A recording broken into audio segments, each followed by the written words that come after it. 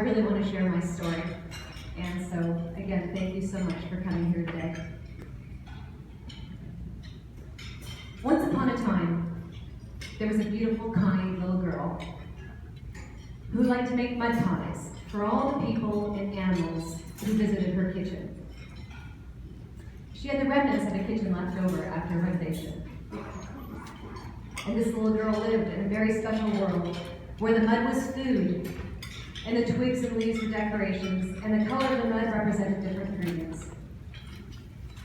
She would bake up cakes and pies and cookies, so delicious that her customers came back again and again, and even began requesting extras to take home to their friends.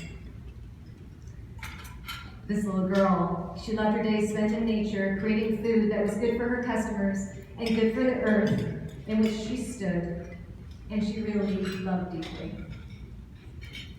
She loved putting a big smile on her father's face, too. Well, if you haven't guessed it yet, this little girl was 5-year-old Kelly. And isn't it remarkable how we tend to grow up and realize these dreams that we didn't even know we had? So take a moment now and think back to your childhood. And what did you really love doing?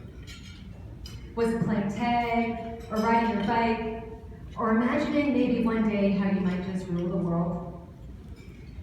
We all have these childhood memories that we put aside because the real world intrudes on us. And it's sad, isn't it, how we grow up and we let go of our dreams and we push them aside. And I wonder if this really has to be true. For me, I know it wasn't true, and I grew up and I'm now living the dreams of that little girl. Giles and her daughter Erin, whether they know how to transform an idea into success. I think it's also important to recognize Kelly's husband Ken and Erin's husband Mike to do a great job of running a lot of the operation of Lettuce Love Cafe, because